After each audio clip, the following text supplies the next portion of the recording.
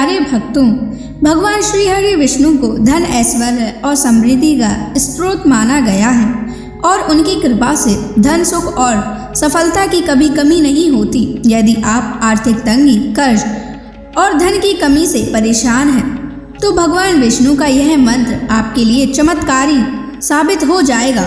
इस मंत्र के नियमित 108 बार जाप करने से व्यापार और करियर में अपार उन्नति प्राप्त होने लगेगी। घर में स्थायी रूप से लक्ष्मी का वास होने लगेगा। सभी प्रकार की नकारात्मकता और आर्थिक बाधाएं समाप्त हो जाएंगी। जो भी भक्त सच्चे मन से विष्णु जी के इस मंत्र का जाप करता है, उसे अपने जीवन में धन और सफलता की कभी कमी नहीं आती है। इसलिए प्यारे भक्तों, इस मंत्र का जाप अवश्य करें। यह मंत्र बहुत ही चमत्कारी और अद्भुत मंत्र है। इस मंत्र का प्रभाव तुरंत ही दिखाई देने लगता है। इस मंत्र को आपको नियमित 108 बार जाप करना है। अगर आप भगवान विष्णु का आशीर्वाद प्राप्त करना चाहते हैं तो इस वीडियो को लाइक और चैनल को सब्सक्राइब जरूर कर दीजिए और कमेंट बॉक्स में जय विष्णु अवश्य लिख दीजिए। तो चलिए भक्तों, मंत्र का जाप करना प्रारंभ करते हैं। ओम नमो भगवते वासुदेवाय धनम मे देहि शीघ्रम्। ओम नमो भगवते वासुदेवाय धनम मे देहि शीघ्रम्। ओम नमो भगवते वासुदेवाय धनम मे देहि शीघ्रम्। ओम नमो भगवते वासुदेवाय धनम मे देहि शीघ्रम्। ओम नमो भगवते वासुदेवाय धनम मे देहि शीघ्रम्। ओम नमो भगवते वासुदेवाय धनम मे देहि शीघ्रम्।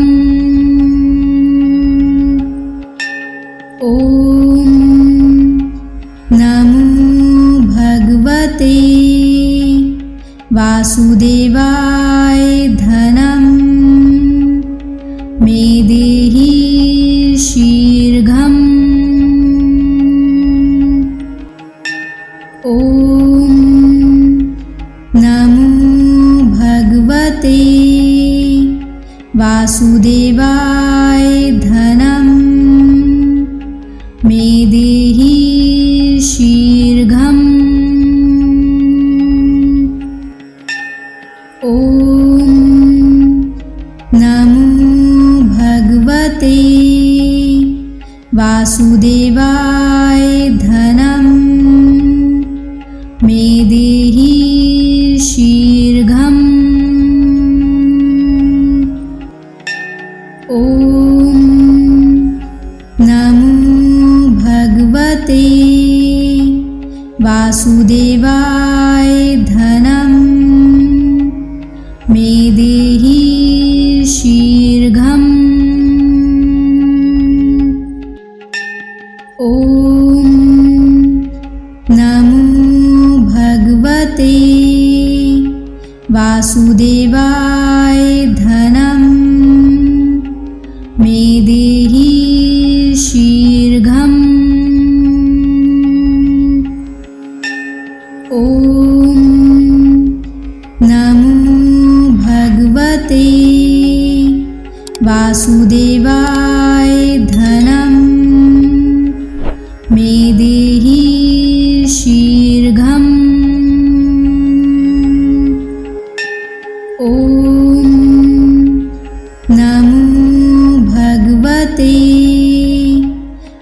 वासुदेवाय धनं मे देहि शीघ्रम्।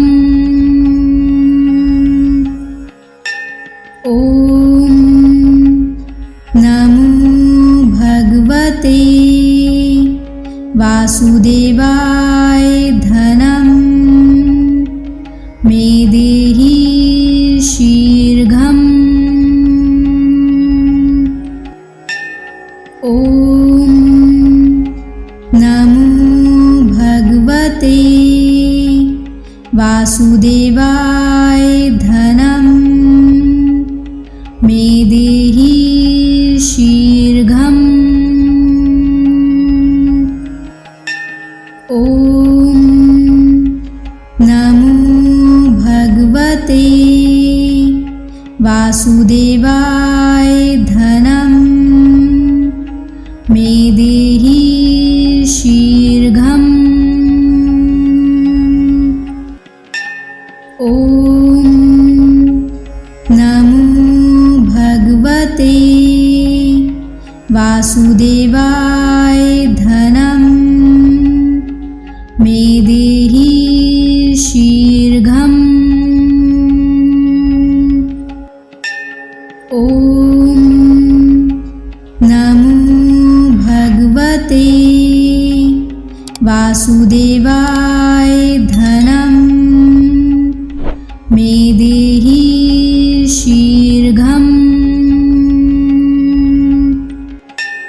ॐ नमो भगवते वासुदेवाय धनं मे देहि शीघ्रम्। ॐ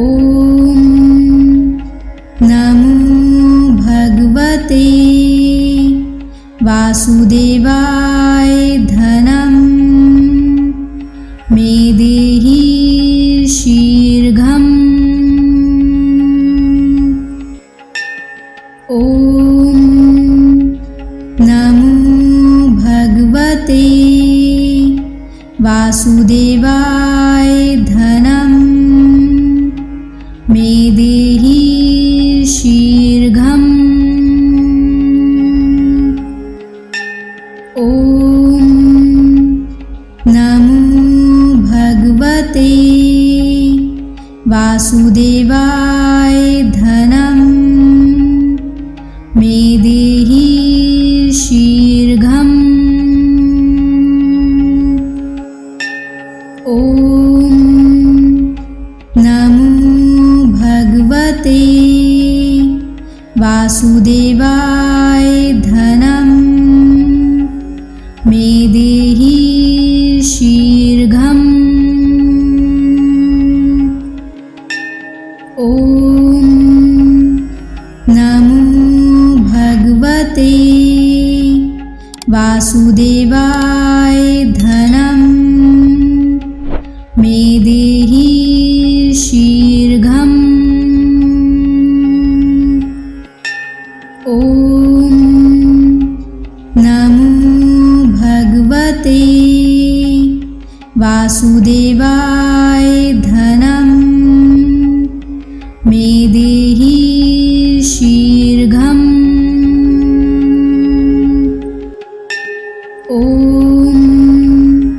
नमो भगवते वासुदेवाय धनं मे देहि शीघ्रम्। ॐ नमो भगवते वासुदेवाय धनं मे देहि शीघ्रम्। ॐ नमो भगवते वासुदेवाय धनं मे देहि शीघ्रम्। ॐ नमो भगवते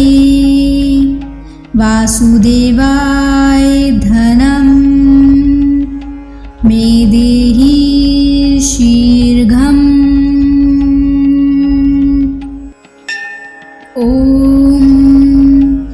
नमो भगवते वासुदेवाय धनं मे देहि शीघ्रम्। ॐ नमो भगवते वासुदेवाय धनं मे देहि शीघ्रम्। ॐ नमो भगवते वासुदेवाय धनं मे देहि शीघ्रम्। ॐ नमो भगवते वासुदेवाय धनं मे देहि शीघ्रम्। ॐ नमो भगवते वासुदेवाय धनं मे देहि शीघ्रम्। ॐ नमो भगवते वासुदेवाय धनं मे देहि शीघ्रम्। ॐ नमो भगवते वासुदेवाय धनं मे देहि शीघ्रम्। ॐ नमो भगवते वासुदेवाय धनं मे देहि शीघ्रम्। ॐ नमो भगवते वासुदेवाय धनं मे देहि शीघ्रम्। ॐ नमो भगवते वासुदेवाय धनं मे देहि शीघ्रम्। ॐ नमो भगवते वासुदेवाय धनं मे देहि शीघ्रम्। ॐ नमो भगवते वासुदेवाय धनं मे देहि शीघ्रम्। ॐ नमो भगवते वासुदेवाय धनं मे देहि शीघ्रम्। ॐ नमो भगवते वासुदेवाय धनं मे देहि शीघ्रम्। ॐ नमो भगवते वासुदेवाय धनं मे देहि शीघ्रम्। ॐ नमो भगवते वासुदेवाय धनं मे देहि शीघ्रम्। ॐ नमो भगवते वासुदेवाय धनं मे देहि शीघ्रम्। ॐ नमो भगवते वासुदेवाय धनं मे देहि शीघ्रम्। ॐ नमो भगवते वासुदेवाय धनं मे देहि शीघ्रम्। ॐ नमो भगवते वासुदेवाय धनं मे देहि शीघ्रम्। ॐ नमो भगवते वासुदेवाय धनं मे देहि शीघ्रम्। ॐ नमो भगवते वासुदेवाय धनं मे देहि शीघ्रम्। ॐ नमो भगवते वासुदेवाय धनं मे देहि शीघ्रम्। ॐ नमो भगवते वासुदेवाय धनं मे देहि शीघ्रम्। ॐ नमो भगवते वासुदेवाय धनं मे देहि शीघ्रम्। ॐ नमो भगवते वासुदेवाय धनं मे देहि शीघ्रम्। ॐ नमो भगवते वासुदेवाय धनं मे देहि शीघ्रम्। ॐ नमो भगवते वासुदेवाय धनं मे देहि शीघ्रम्। ॐ नमो भगवते वासुदेवाय धनं मे देहि शीघ्रम्। ॐ नमो भगवते वासुदेवाय धनं मे देहि शीघ्रम्। ॐ नमो भगवते वासुदेवाय धनं मे देहि शीघ्रम्। ॐ नमो भगवते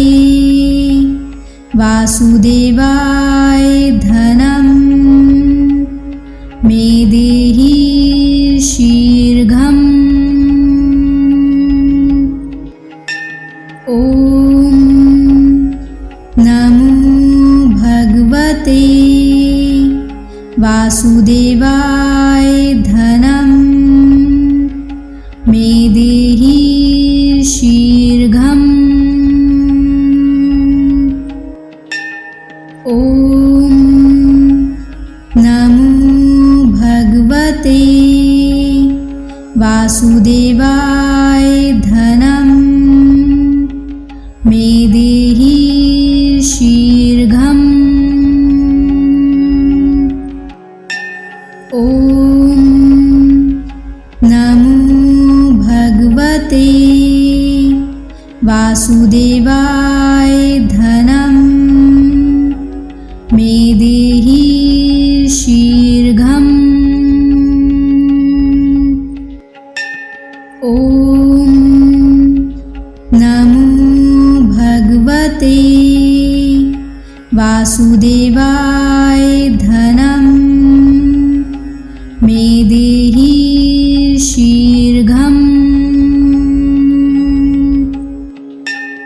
ॐ नमो भगवते वासुदेवाय धनं मे देहि शीघ्रम्। ॐ नमो भगवते वासुदेवाय धनं मे देहि शीघ्रम्। ॐ नमो भगवते वासुदेवाय धनं मे देहि शीघ्रम्। ॐ नमो भगवते वासुदेवाय धनं मे देहि शीघ्रम्। ॐ नमो भगवते वासुदेवाय धनं मे देहि शीघ्रम्। ॐ नमो भगवते वासुदेवाय धनं मे देहि शीघ्रम्। ॐ नमो भगवते वासुदेवाय धनं मे देहि शीघ्रम्। ॐ नमो भगवते वासुदेवाय धनं मे देहि शीघ्रम्। ॐ नमो भगवते वासुदेवाय धनं मे देहि शीघ्रम्। ॐ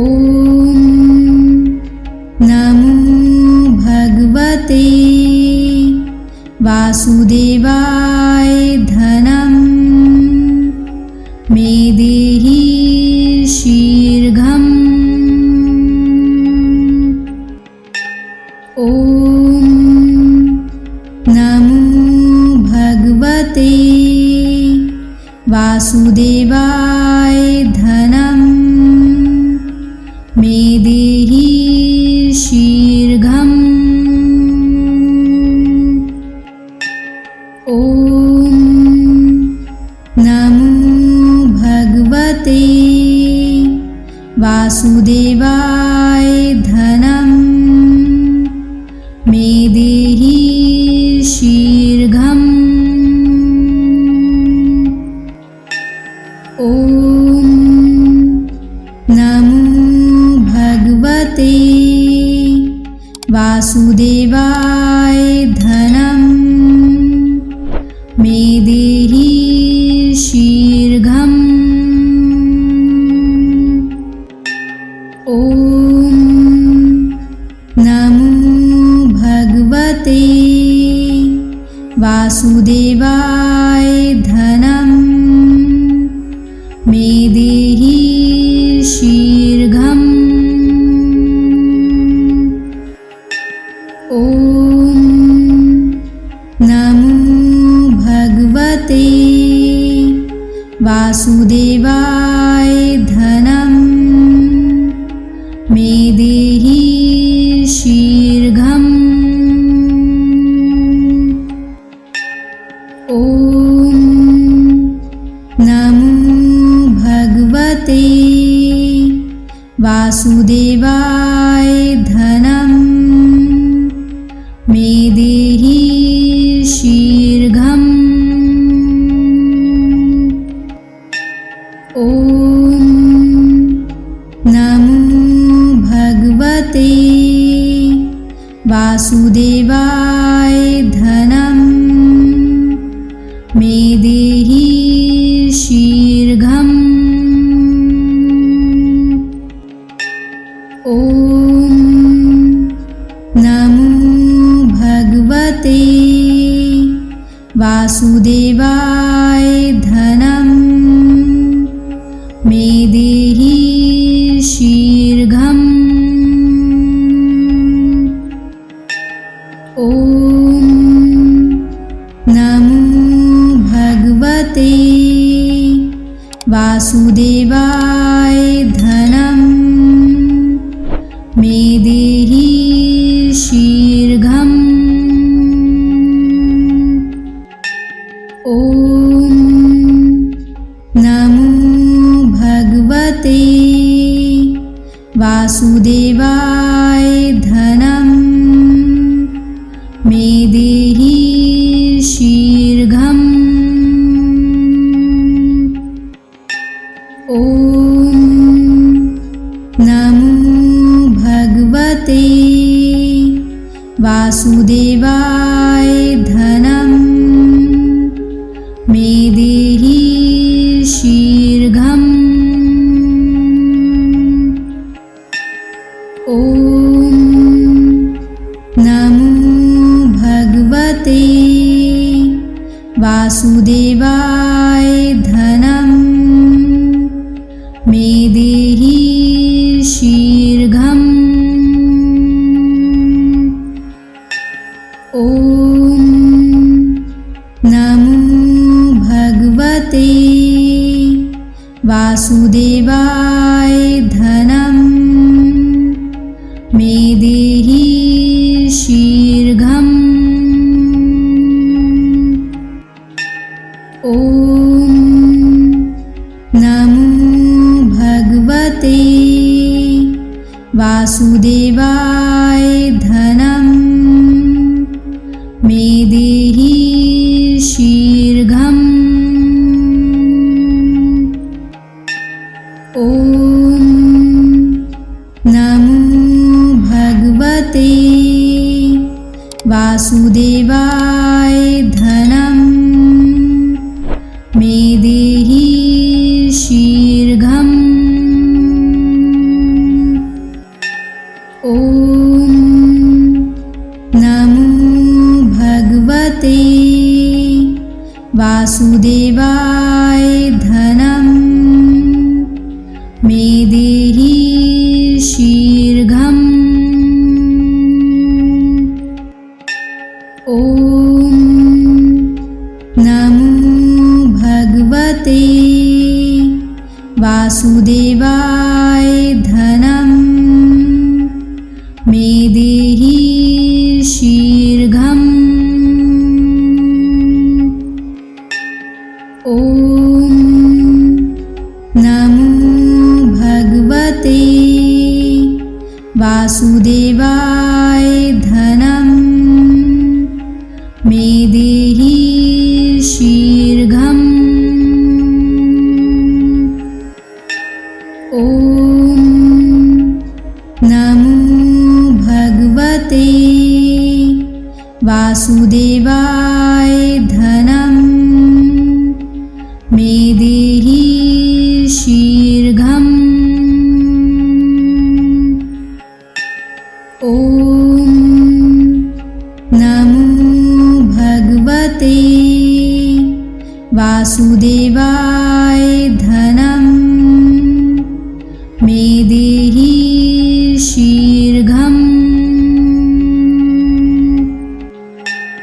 ॐ नमो भगवते वासुदेवाय धनं मे देहि शीघ्रम्। ॐ नमो भगवते वासुदेवाय धनं मे देहि शीघ्रम्। ॐ नमो भगवते वासुदेवाय धनं मे देहि शीघ्रम्। ॐ नमो भगवते वासुदेवाय धनं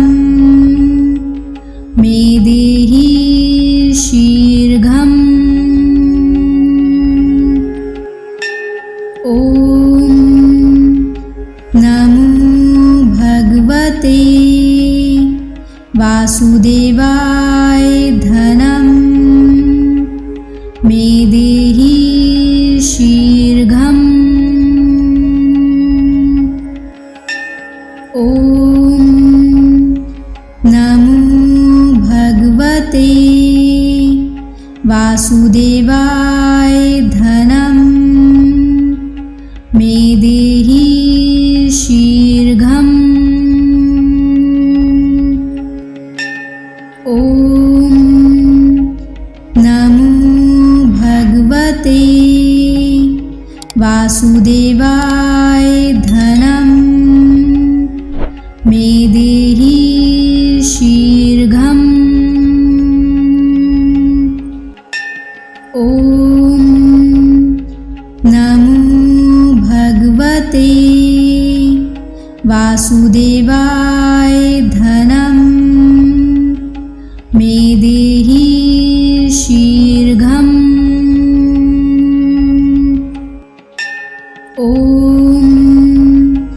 नमो भगवते वासुदेवाय धनं मे देहि शीघ्रम्। ॐ नमो भगवते वासुदेवाय धनं मे देहि शीघ्रम्। ॐ नमो भगवते वासुदेवाय धनं मे देहि शीघ्रम्। ॐ नमो भगवते वासुदेवाय धनं मे देहि शीघ्रम्। ॐ नमो भगवते वासुदेवाय धनं मे देहि शीघ्रम्। ॐ नमो भगवते वासुदेवाय धनं मे देहि शीघ्रम्। ॐ नमो भगवते वासुदेवाय धनं मे देहि शीघ्रम्। ॐ नमो वासुदेवाय धनं मे देहि शीघ्रम्। ॐ नमो भगवते वासुदेवाय धनं मे देहि शीघ्रम्। ॐ नमो भगवते वासुदेवाय धनं मे देहि शीघ्रम्। ॐ नमो भगवते वासुदेवाय धनं मे देहि शीघ्रम्। ॐ नमो भगवते वासुदेवाय धनं मे देहि शीघ्रम्। ॐ नमो भगवते वासुदेवाय धनं मे देहि शीघ्रम्। ॐ नमो भगवते वासुदेवाय धनं मे देहि शीघ्रम्। ॐ नमो भगवते वासुदेवाय धनं मे देहि शीघ्रम्। ॐ नमो भगवते वासुदेवाय धनं मे देहि शीघ्रम्। ॐ नमो भगवते वासुदेवाय धनं मे देहि शीघ्रम्। ॐ नमो भगवते वासुदेवाय धनं मे देहि शीघ्रम्। ॐ नमो भगवते वासुदेवाय धनं मे देहि शीघ्रम्। ॐ नमो भगवते वासुदेवाय धनं मे देहि शीघ्रम्। ॐ नमो भगवते वासुदेवाय धनं मे देहि शीघ्रम्। ॐ नमो भगवते वासुदेवाय धनं मे देहि शीघ्रम्। ॐ नमो भगवते वासुदेवाय धनं मे देहि शीघ्रम्। ॐ